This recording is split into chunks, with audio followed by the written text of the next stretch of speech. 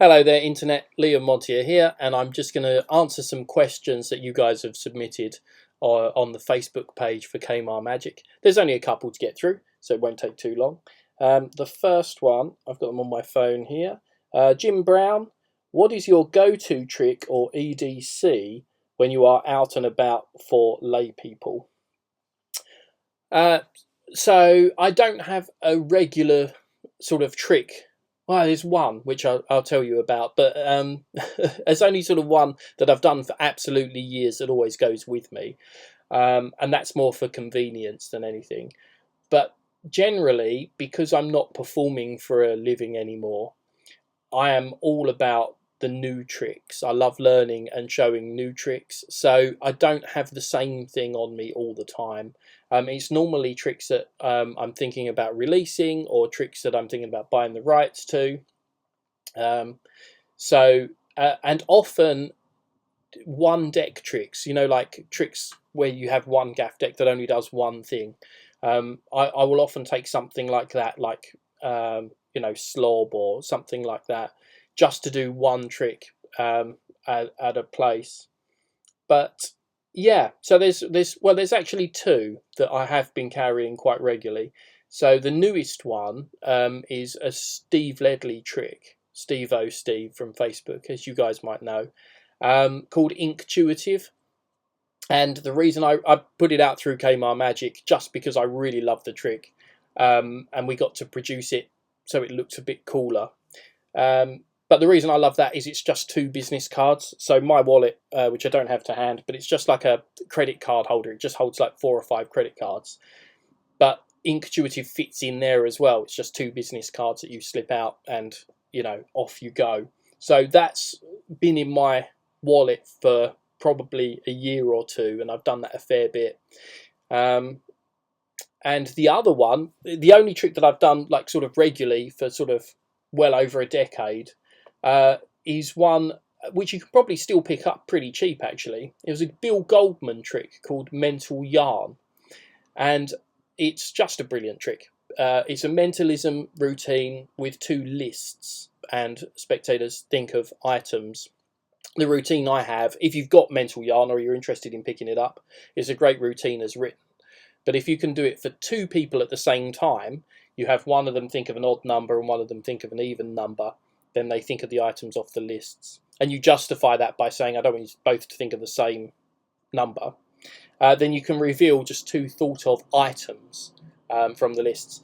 And that stayed with me because not only could you just carry the little cards or slips of paper with the lists written on, but a few years ago I then just typed them onto the Notes app on my phone, and then it's properly anytime, anywhere, and it doesn't feel like a cop out. Some tricks, some impromptu tricks, feel a bit like you've caught the magician unawares, and you can kind of tell.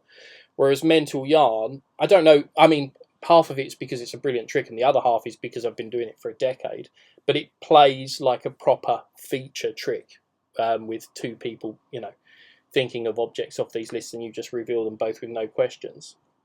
So that is, yeah, those are probably the 2 main EDCs. Everything else is kind of like a revolving, a revolving list of just what takes my fancy at the time.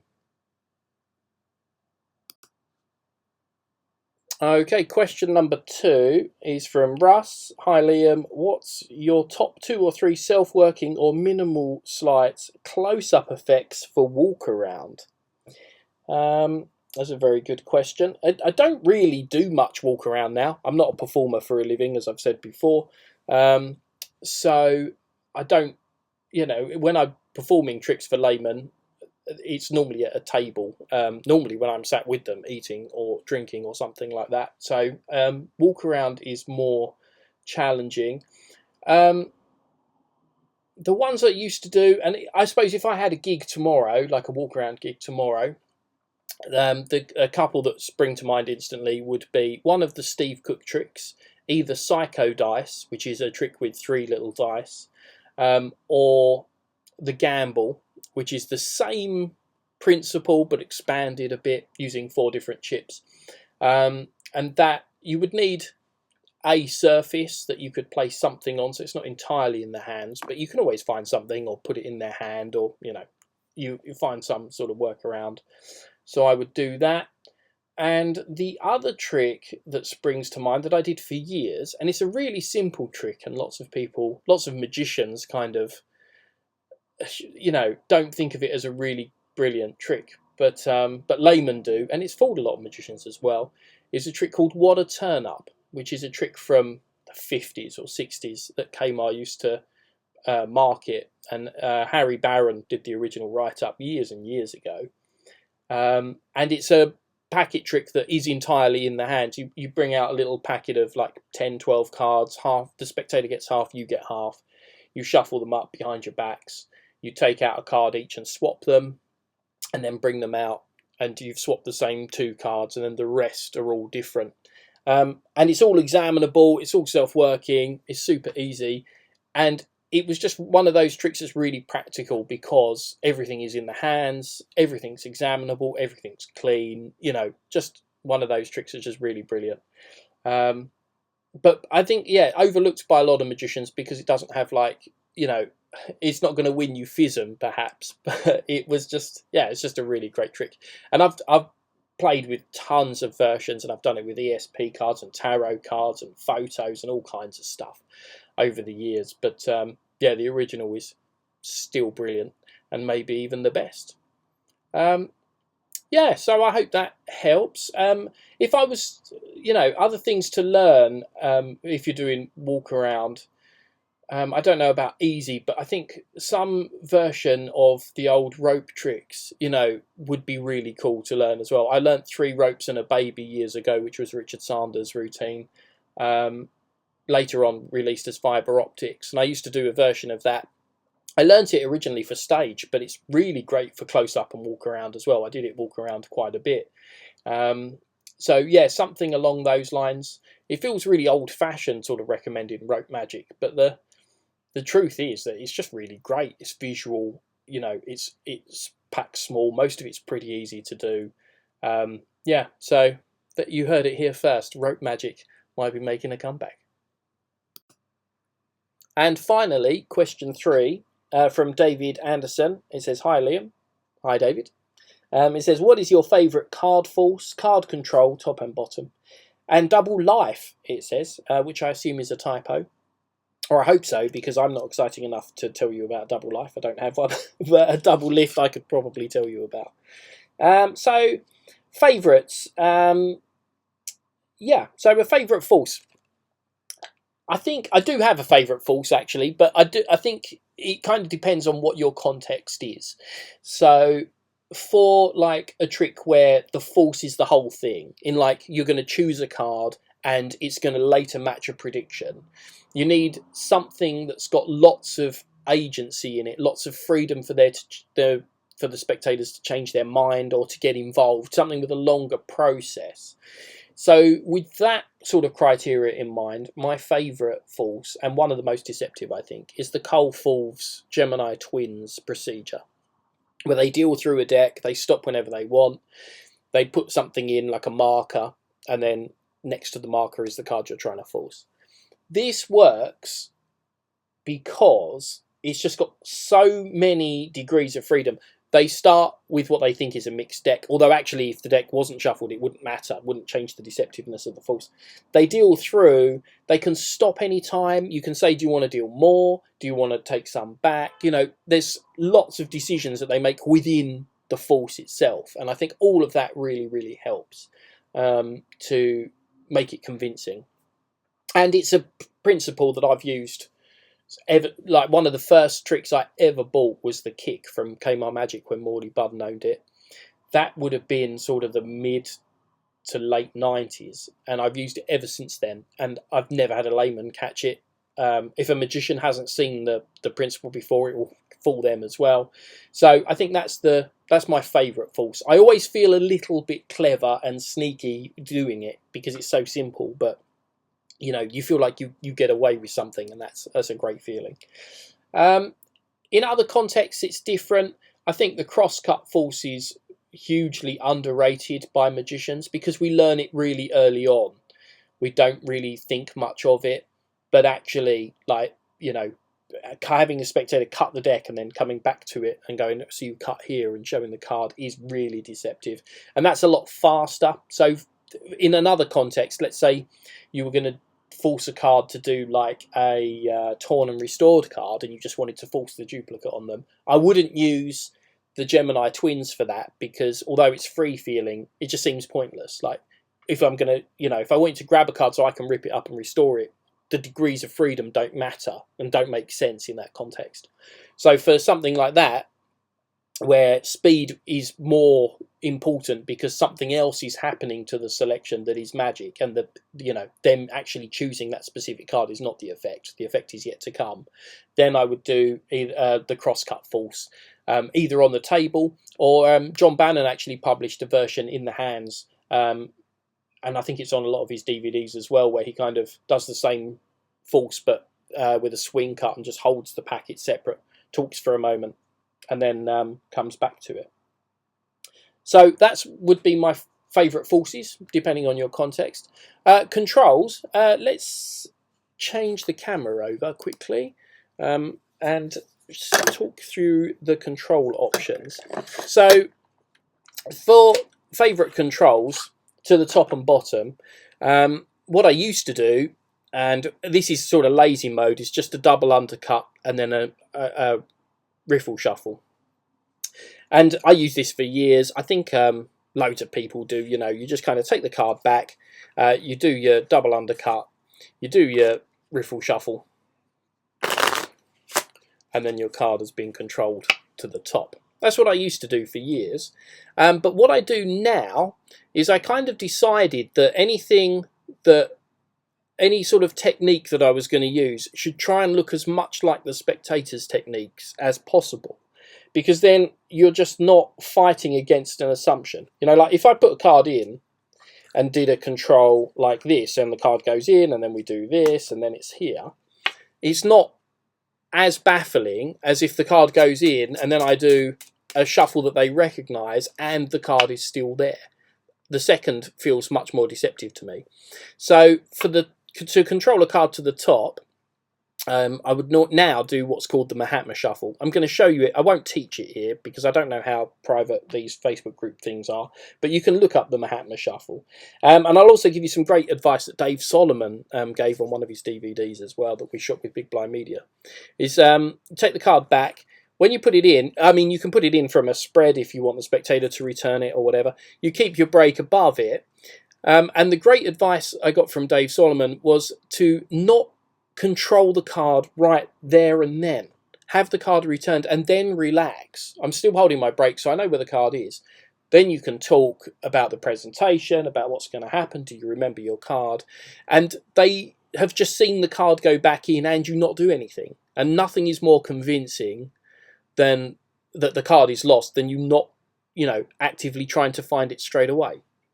And then when you do need to bring the card under control, so let's say to the top here, I'm going to do the Mahatma Shuffle. And basically it's like a double undercut. I'm just going to lift off the cards above the break, and then I'm going to do an overhand shuffle. And I turn both sections over and then just shuffle the right hand packet onto the left hand packet.